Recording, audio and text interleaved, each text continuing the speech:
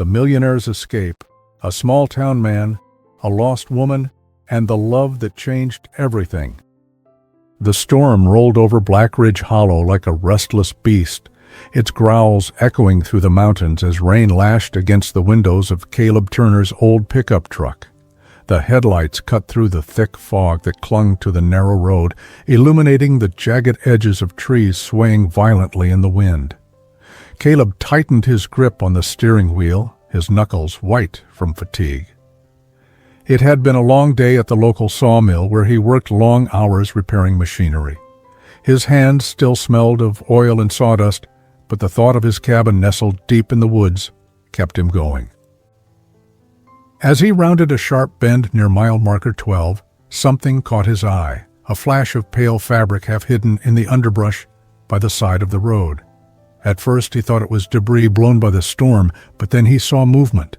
Or was it just the flicker of the headlights? Caleb slowed the truck, his heart pounding. He peered through the windshield, squinting against the rain. There, sprawled among the wet leaves and broken branches, lay a figure. A woman. "Oh no," Caleb muttered under his breath. He slammed on the brakes, the tires skidding slightly before coming to a stop. Without hesitation, he grabbed his flashlight from the glove compartment and jumped out into the downpour. The cold rain soaked him instantly as he splashed through puddles toward the unmoving form. As he drew closer, his stomach churned. She was dressed in what looked like a designer gown, now torn, muddy, and streaked with blood. Her blonde hair was matted with dirt, her face ghostly pale beneath the dim glow of his flashlight. One arm was twisted awkwardly beneath her, and her bare feet were bruised and bleeding. "Hey!" Caleb called out, crouching beside her. "Can you hear me?" He gently shook her shoulder, relief washing over him when she groaned softly. "You're going to be okay. Stay with me." Her eyelids fluttered open briefly, revealing blue eyes clouded with pain and confusion. Then they closed again, her breathing shallow but steady. Caleb quickly checked her pulse. It was weak, but present. His training from years volunteering with the local search and rescue team kicked in. He grabbed the emergency blanket from his truck and wrapped it around her trembling body.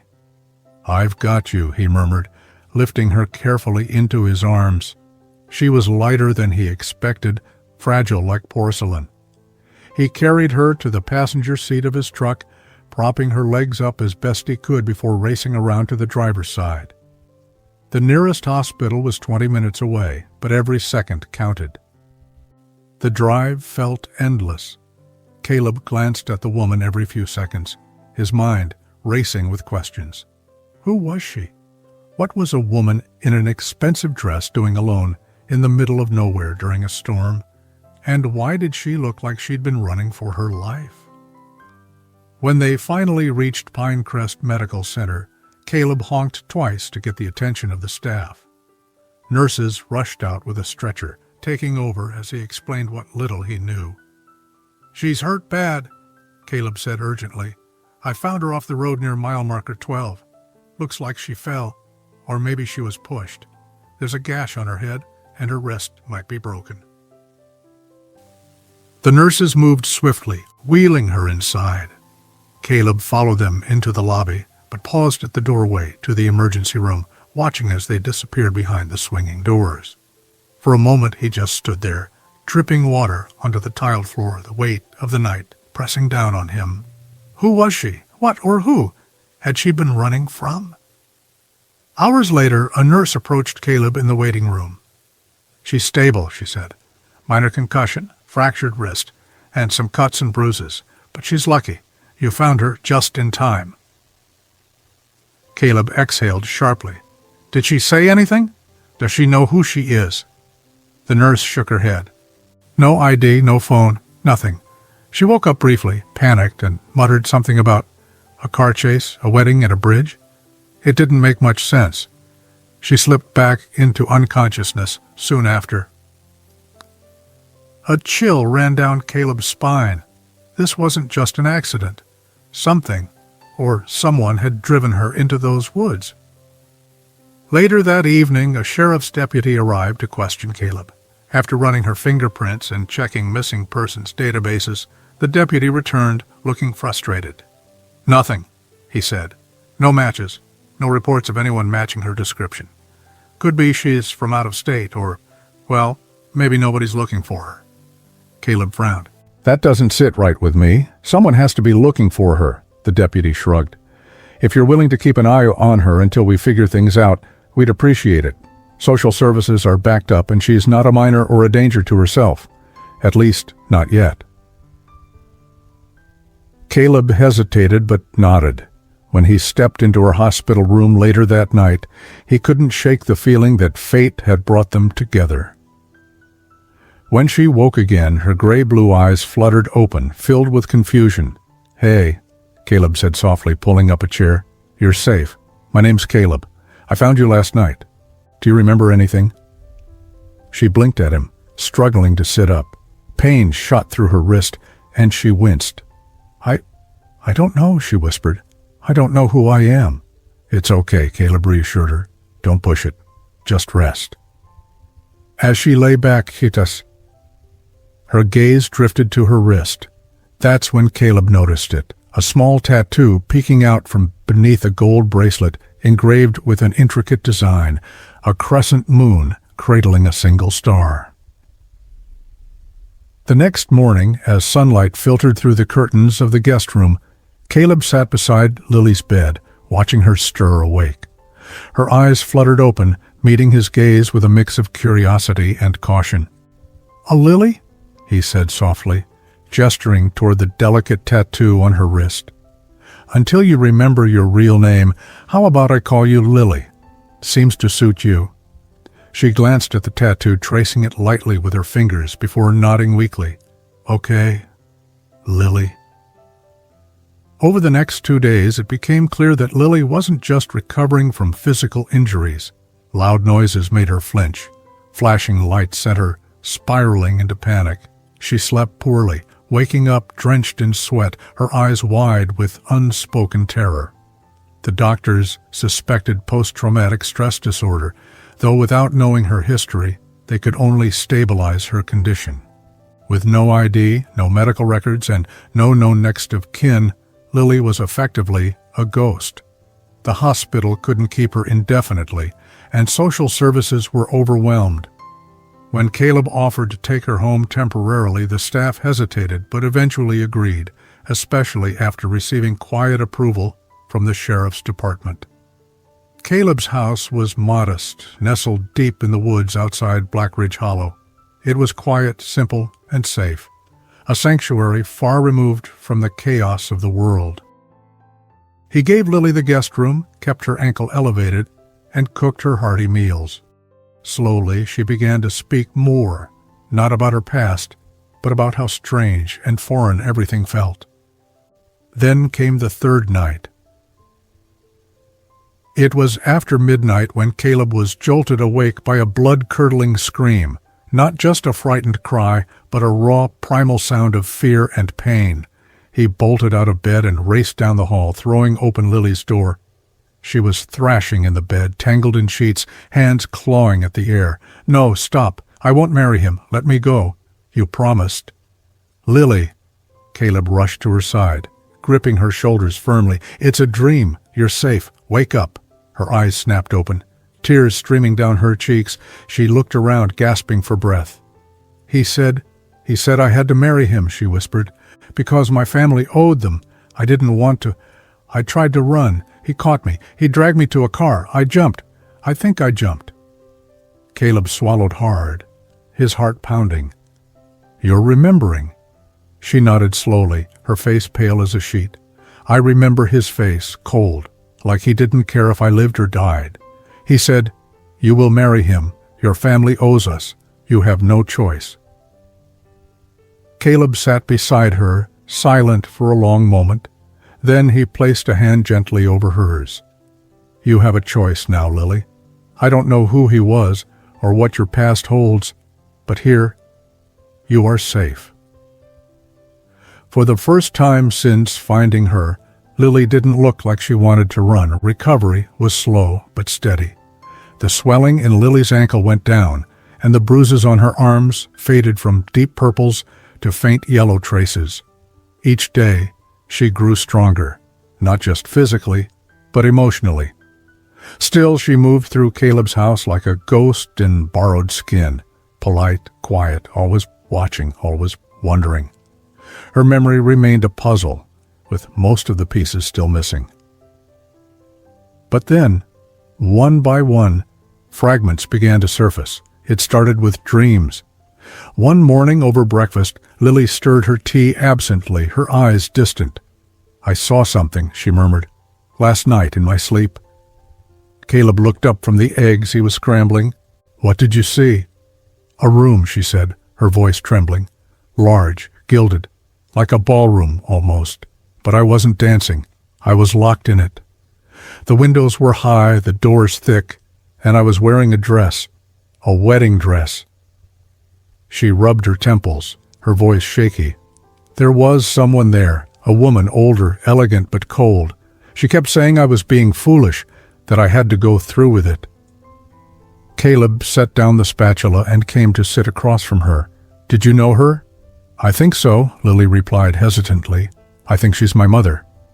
Caleb handed her the small notebook they'd been using, a simple leather-bound journal where he encouraged her to write down everything she remembered. Names, images, feelings, anything.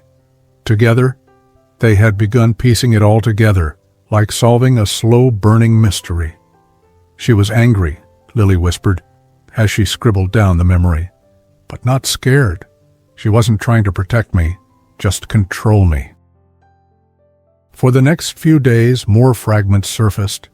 A silver comb placed carefully on a vanity, the chill of satin gloves pulled tight over shaking hands.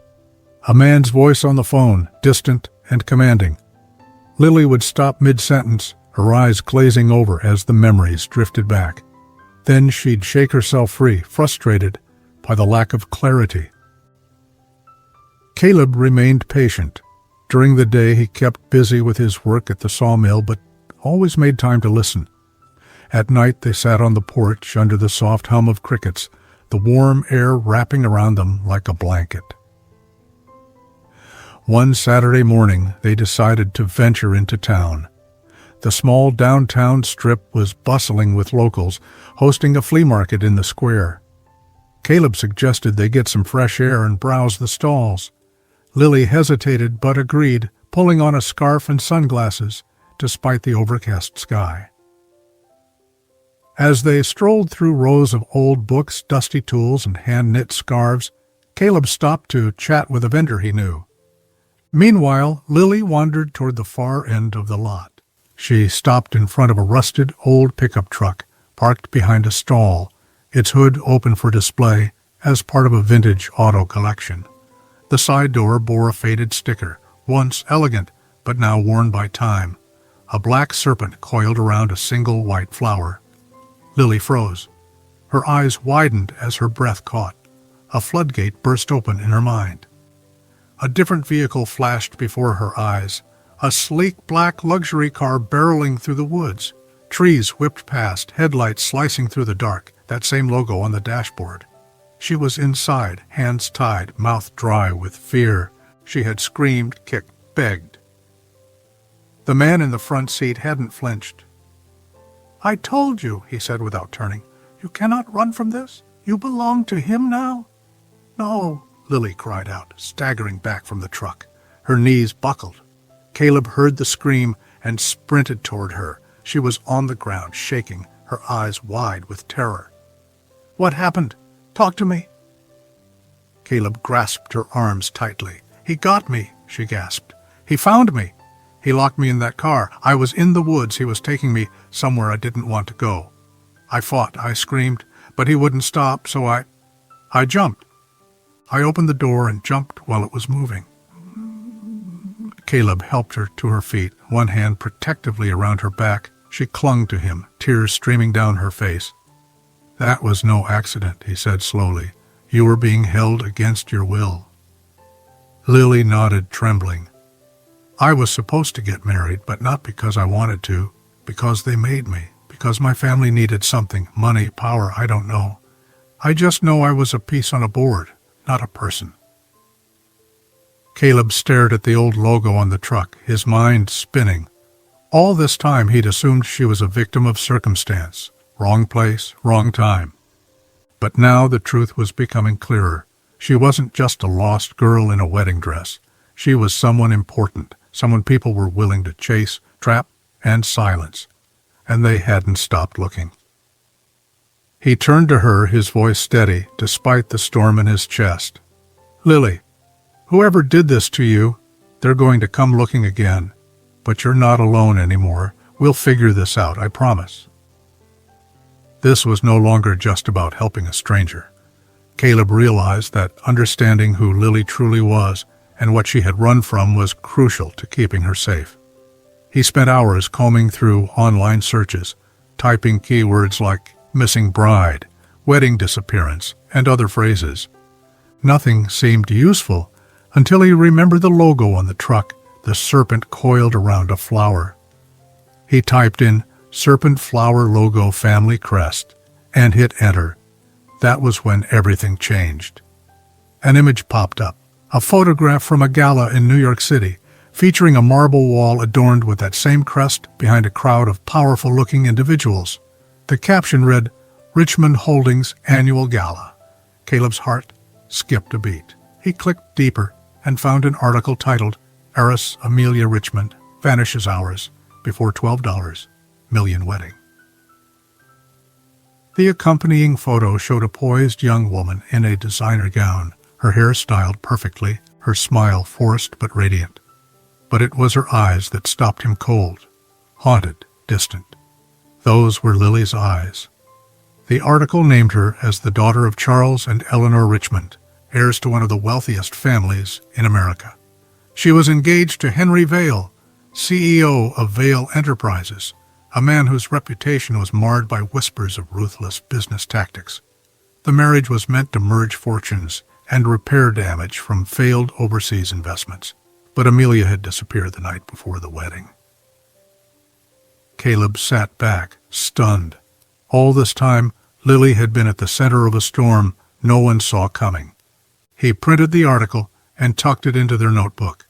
When she woke, he would show her, carefully, gently. Later that day, Amelia joined him outside, wearing one of his old flannel shirts. Her ankle was healing, and she looked stronger, more curious. "You look like you didn't sleep," she said, settling beside him on the porch steps. "I didn't," Caleb admitted, handing her the article. She read it in silence. When she reached the photo, her fingers trembled. Her voice was soft, but certain. "That's me." Caleb nodded. "You're Amelia Richmond. Your family, they're very wealthy. It looks like they were forcing you to marry Henry Vail, a man with a questionable reputation." Amelia stared at the page, then slowly closed her eyes. "I remember now." She took a deep breath, her voice steady despite the weight of her words. "My mother never cared about love, only appearances. After my father's deals collapsed, she said Henry was our only way out. His company offered to rescue us, but only if I married him." Her voice cracked. "I refused. I begged her. She wouldn't listen. She said I owed the family." Caleb stayed quiet as she spoke, letting her truth pour out. "I tried to run the night before the wedding. I had a bag, a plan. But someone must have told them. 2 men found me, Henry's men. They locked me in a car. I screamed, fought. No one came. They were taking me to some private estate to finish the ceremony in secret. When I saw a sharp curve, I took my chance. I opened the door and jumped. I hit the rocks. Everything went black." She paused, looking at him. "That's when I found you." Caleb said softly, "You saved yourself." She nodded. "And you saved me." They sat for a moment in silence, the trees whispering in the breeze. Life somehow kept moving forward even after moments like these. "What now?" Caleb asked. Amelia looked toward the woods, her eyes calm. "I don't know, but for the first time, I feel like I get to choose." To Caleb, that was everything. In the weeks that followed, Amelia fell into a rhythm she had never known before. It was simple, quiet, and profoundly healing. The soft creak of the porch swing in the morning, the way sunlight filtered through the pine tree surrounding Caleb's cabin, the smell of coffee brewing, and the distant sound of birds calling in the woods. It all felt like a balm to her battered soul. Here, time seemed to slow down, and for the first time in her life, she had space to breathe. Caleb had a gentle way of being present without pressing. He didn't flood her with questions or treat her like a fragile thing. Instead, he gave her tasks, small and steady. One morning, he taught her how to knead dough for biscuits, his hands guiding hers until flour coated her fingertips. Another afternoon, he showed her how to change the oil in his truck, her laughter bubbling up as grease smeared across her cheek. "I never thought I'd be doing this," she said one day, looking at her hands, now rougher than she ever imagined they could be. "What? Baking or fixing a carburetor?" Caleb teased. "Living," she replied, her voice barely above a whisper. "Living like this." That night, as they sat on the porch watching fireflies dance across the tall grass, Amelia began to cry, not the loud, frantic sobs of someone in fear, but quiet tears sliding down her cheeks as her heart finally opened. "I don't know what kind of life I had before," she said, "but I know I was never this free, never this real." Caleb turned to her, his voice soft. "You deserve to feel safe. You deserve to be whoever you want to be, not who they decided for you."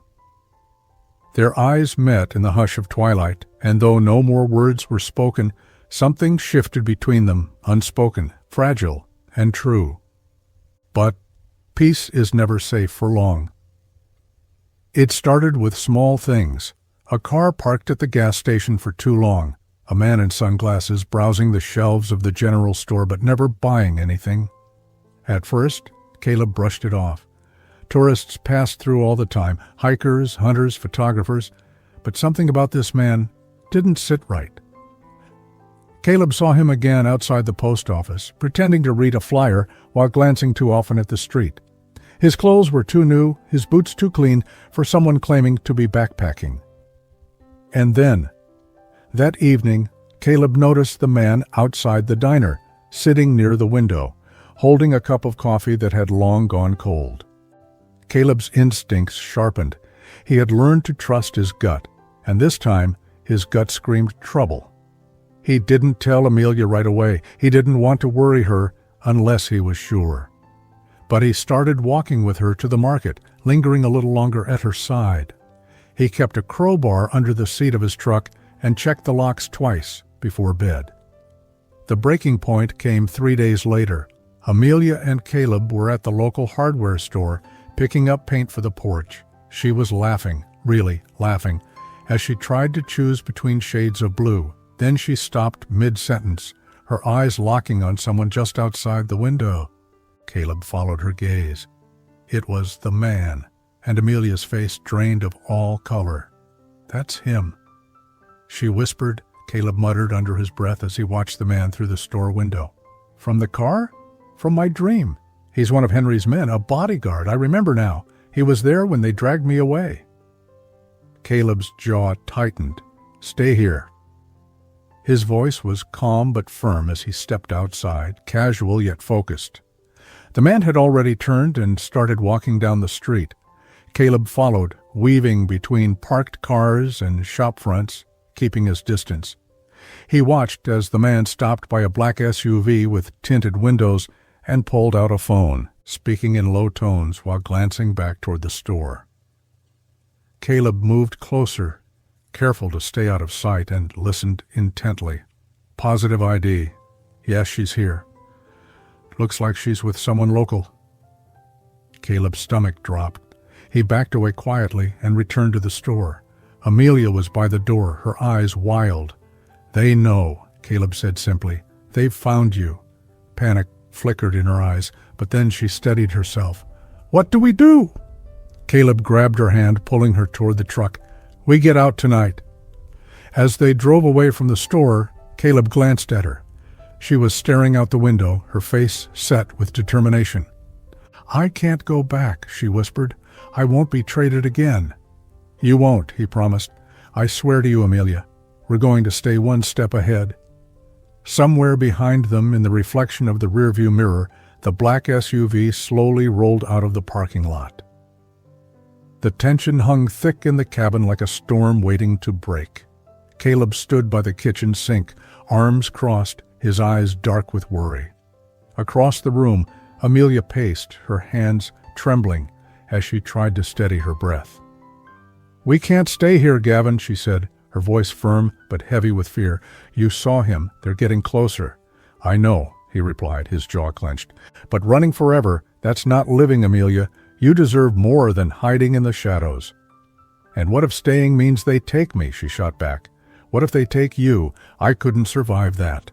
Caleb turned away, gripping the edge of the counter tightly. "You think I haven't thought about what happens if they find us again?" She crossed the room to him, her voice quieter now. "I don't want to run either, but I want you safe. I don't care if I have to live in the woods, or change my name, or disappear off every map in the world, as long as you're with me." He looked down at her, torn between anger and love, fear and something deeper. "You shouldn't have to live like that." "I already did," she whispered. "In a mansion with every luxury and not a single moment of freedom. That wasn't living. This, what we have, it is." A long silence stretched between them, broken only by the sound of distant thunder. Then Caleb sighed, brushing a hand through his hair. "Okay," he said finally. "We go tonight." They packed light, just enough to get by. Amelia took the notebook filled with her memories, the flannel shirt Caleb had given her, and the small gold bracelet she had once tried to forget. Caleb brought tools, flashlights, and cash from his emergency stash. They had just started loading the truck when they heard it, a car engine, slow and cautious. The cabin was far from town. No one drove up this way unless they knew exactly where they were going. Caleb grabbed Amelia's hand. "Go. Now." They ducked out the back and into the forest as rain began to fall, soft at first, then harder with each step they took. The trees swallowed them whole, their shadows stretching long in the lightning flashes above. Behind them a door slammed, and footsteps echoed through the wet grass. "He's here!" Amelia gasped, stumbling over a root. "It's him!" Caleb tightened his grip, pulling her along. "Keep moving. We can lose him in the woods."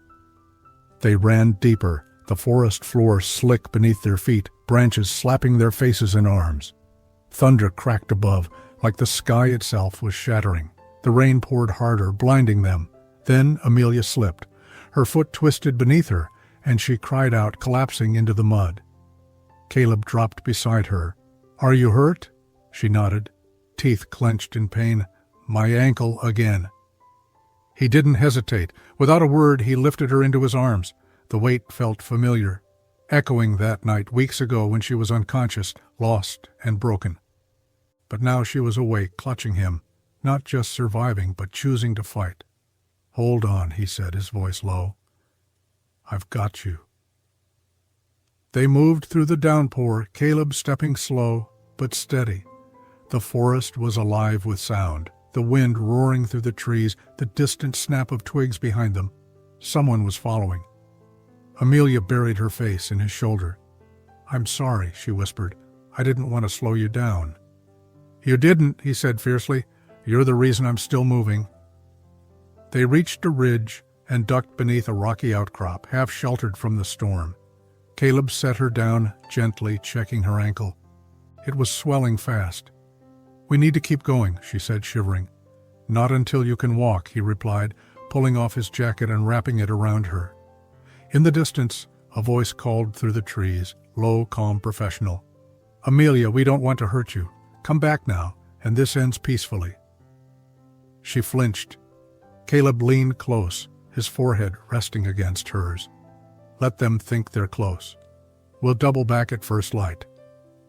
Amelia nodded, her hands gripping his shirt. They sat there, soaked to the bone, hearts pounding in unison, and despite the danger, despite the storm, they held on to the only thing they could be sure of: each other. The rain had passed by morning, leaving the forest washed clean and silent.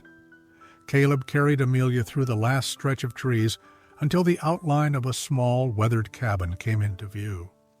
It sat hidden deep in the hills, surrounded by moss-covered stones and tall pines, swaying gently in the wind. The place belonged to a friend of Caleb's, who used it for hunting trips, isolated, quiet, and off the grid. Inside, it smelled of old cedar and dust, but it was dry and safe, and for now, that was enough. Caleb made a fire while Amelia rested, her injured ankle elevated on a pile of blankets. She watched him move around the space with ease, his hands steady, even after the chaos of the night before. There was something grounding in his presence, something that steadied her frayed nerves. For the first time in days, she allowed herself to breathe deeply, feeling the warmth of the fire seep into her bones. Outside, the world might still be hunting them, but inside this tiny cabin, they had created a fragile sanctuary. And maybe, just maybe, that was enough, for now. The storm still swirled inside her, but it was quieter now, a murmur rather than a roar. They spent 2 days at the cabin, letting the world spin outside while they healed. On the third morning, Amelia stood by the window, staring out at the mist curling between the trees. "I have to go back," she said softly. Caleb looked up from where he was rebandaging her ankle. "What?" "I can't hide forever," she continued. "I thought running would save me, but all it did was delay the fight. I need to face them, my mother, Henry, all of it." He stood slowly, brushing off his hands. "You don't owe them anything." "I know," she said, turning to face him, "but I owe myself the truth.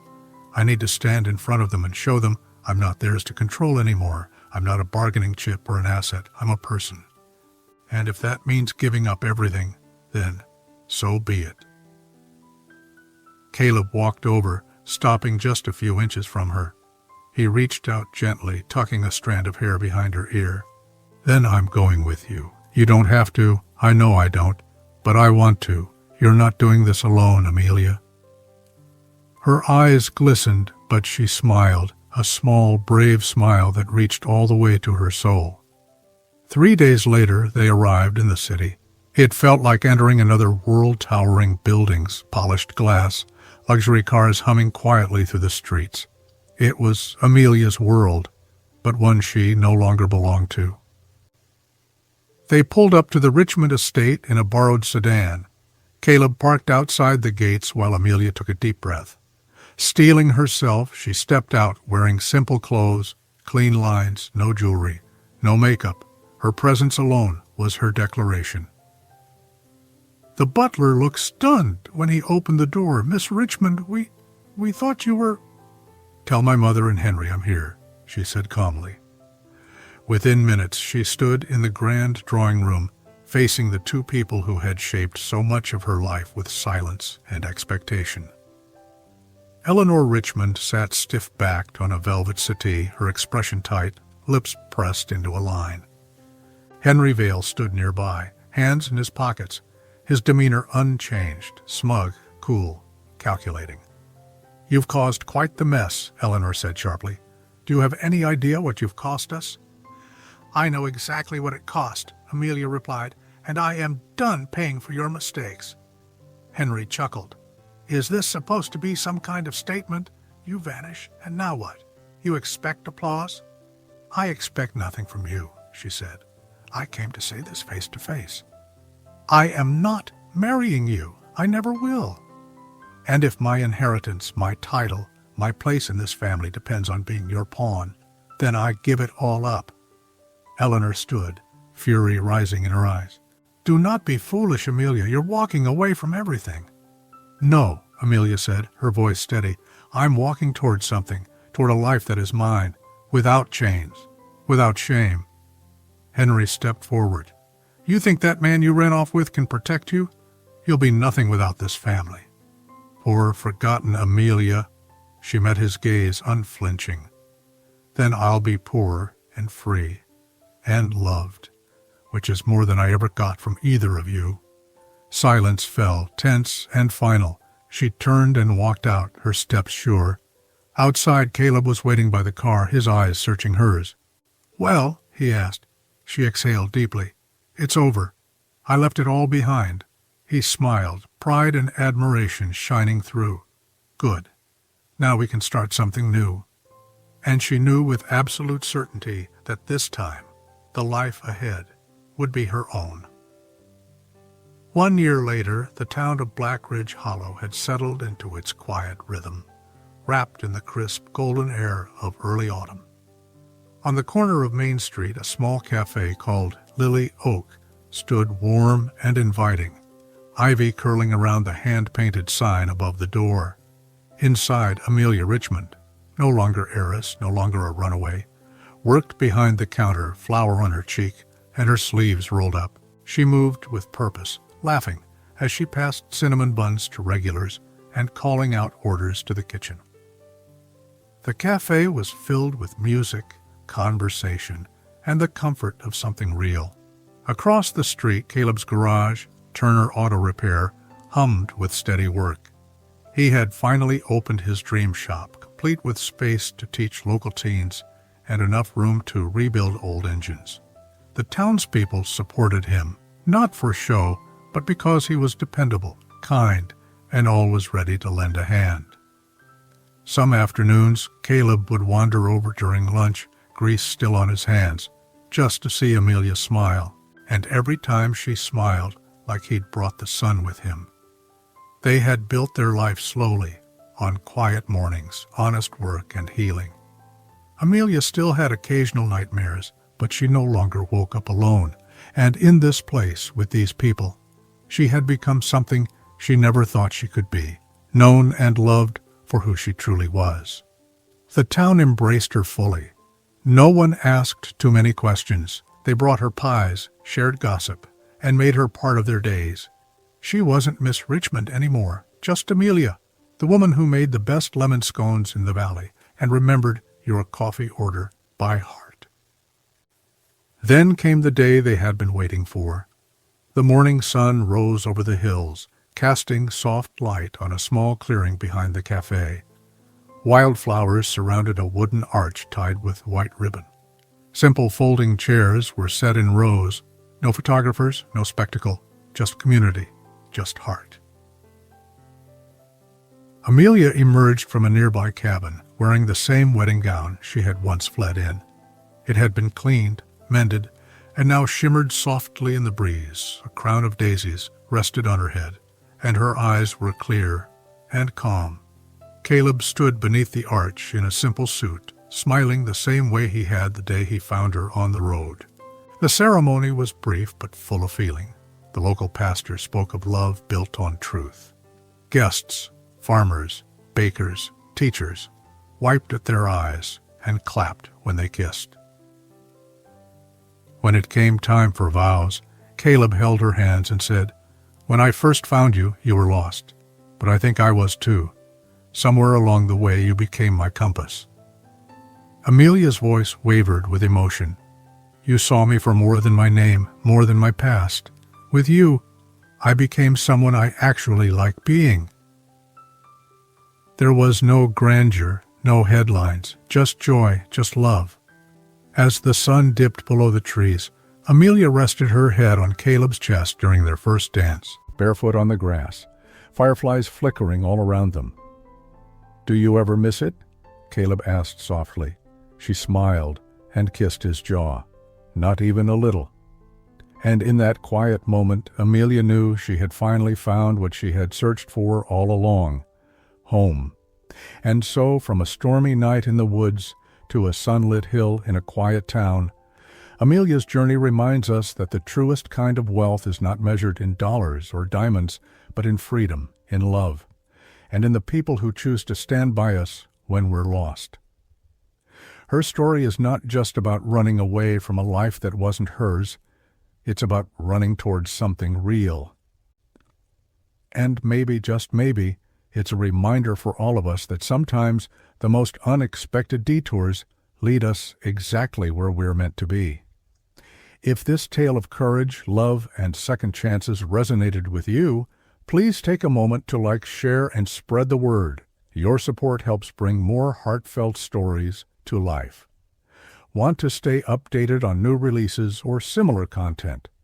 Don't forget to subscribe. Your journey into storytelling doesn't have to end here. Thank you for joining.